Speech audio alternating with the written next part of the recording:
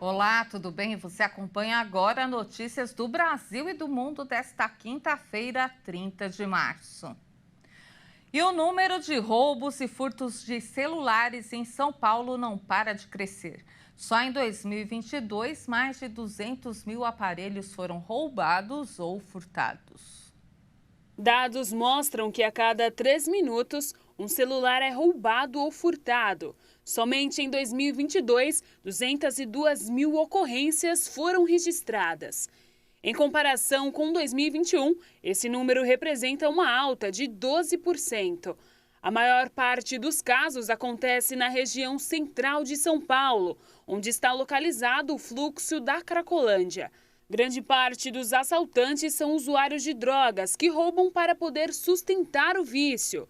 Os distritos policiais que mais registram ocorrências são os Campos Elíseos e o da Sé, com mais de 11 mil casos. Mesmo sendo uma das vias mais movimentadas da capital, a Avenida Paulista é a que ganhou o título de menos segura.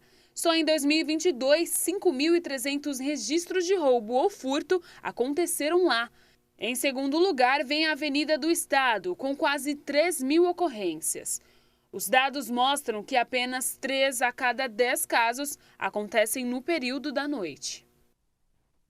E o Tribunal de Justiça confirmou hoje a denúncia do Ministério Público de São Paulo contra Alice Veiga pelo crime de estelionato. O processo tramita em segredo de justiça. A estudante é investigada por desviar quase 1 milhão dos fundos arrecadados para custear a festa de formatura de uma turma de medicina da Universidade de São Paulo. A jovem é alvo de 2 inquéritos policiais. O ministro da Fazenda, Fernando Haddad, divulgou hoje como vai funcionar a proposta para o chamado arcabouço fiscal. A nova regra para as contas públicas vai substituir o teto de gastos. Fernando Haddad apresentou o chamado arcabouço fiscal e explicou que a proposta prevê limitar o crescimento dos gastos a 70% da variação da receita primária, baseada nos últimos 12 meses. Além disso, a nova regra fiscal vai estabelecer uma espécie de tolerância, uma variação entre 0,6% a 2,5% ao ano, para a meta do saldo entre o que se arrecada e o que se gasta, sem contar o pagamento de juros da dívida. Essa tolerância vai funcionar nos moldes do que hoje acontece com o sistema de meta da inflação, que tem o centro da meta e as variações para mais e para menos. O objetivo das novas regras é permitir ao governo fazer os gastos considerados prioritários, como saúde, educação e segurança pública, além de possibilitar o aumento dos investimentos públicos e da capacidade produtiva da economia, sem gerar o descontrole das contas públicas. Necessariamente a despesa vai correr atrás da receita, a receita vai crescer uma taxa, a despesa vai crescer uma taxa menor, né? E, portanto, você vai ampliar o espaço, digamos assim, de economia, justamente para dar sustentabilidade para as contas públicas, mas você não tem uma rigidez absoluta, porque as demandas sociais estão aí, precisam ser atendidas, mas de maneira responsável. Você vai estar ancorado na receita realizada vis-à-vis o ano anterior e vai projetar despesa à razão de 70% dessa receita já realizada. Portanto, é uma coisa bastante sólida que você está fazendo. Na avaliação de equipe de Haddad, o ajuste é importante de forma gradual. A previsão é que nesse ano o governo feche com déficit na casa dos 100 bilhões de reais. E para 2024, a proposta prevê que o déficit seja zerado, atingindo um saldo positivo em 2025. O Índice Geral de Preços, Mercado, IGPM, apelidado de inflação do aluguel, subiu 0,05% em março, após queda de 0,6% em fevereiro, informou nesta sexta-feira a Fundação Getúlio Vargas. Com o resultado, o indicador acumula alta de 0,20% no ano e de 0,17% em 12 meses. E o Brasil bateu recorde em produção de energia renovável neste mês de março. O grande volume de chuvas e o maior aproveitamento dos ventos têm colaborado para este resultado. O Operador Nacional do Sistema Elétrico informou que a soma do que foi produzido pelas hidrelétricas, parques eólicos e placas fotovoltaicas cresceu no mês de março e superou os resultados alcançados nos anos anteriores. Essa soma foi conquistada graças à combinação de chuvas fortes sobre os principais reservatórios do país e a expansão dos investimentos em energia eólica e solar. No mês, a energia limpa totalizou 90% do que foi produzido e foi a maior produção de energias renováveis que não causam poluição pela emissão de substâncias registrada no país neste século.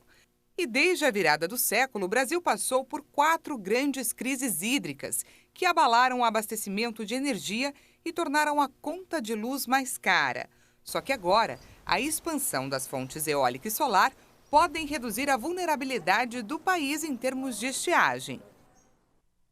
O Ministério da Saúde do Chile informou que detectou o primeiro caso de gripe aviária em um ser humano no país. O paciente é um homem de 53 anos que apresentava sintomas graves de gripe, mas com um quadro de saúde estável. O Chile tem registrado casos de vírus H5N1 em animais silvestres desde o final do ano passado. De acordo com um relatório emitido pela Organização Mundial da Saúde de 2003 até 2022, foram notificados no mundo 864 casos de gripe aviária e cerca de 456 mortes causadas pelo vírus H5N1 em seres humanos. Autoridades chinesas afirmaram nesta quinta-feira que a economia do país tem mostrado uma dinâmica sólida, apesar do contexto internacional difícil. O governo do país projeta um avanço de pelo menos 5% do PIB este ano. A economia chinesa mostra uma dinâmica sólida, apesar do contexto internacional difícil. Foi o que garantiu o primeiro-ministro Li Qiang, que prometeu apoiar as empresas afetadas pela política Covid-0, que durou 3 anos na segunda maior potência do mundo. O discurso de Li no Fórum Boao, na ilha de Hainan, sul da China, foi sua primeira declaração em uma conferência internacional desde que foi designado o número 2 do governo no início de março.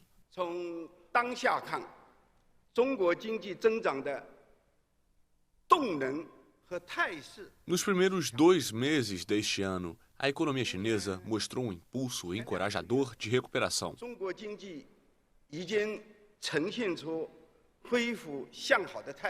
A situação em março será ainda melhor do que em janeiro e em fevereiro. Os principais indicadores, como consumo e investimento, melhoraram.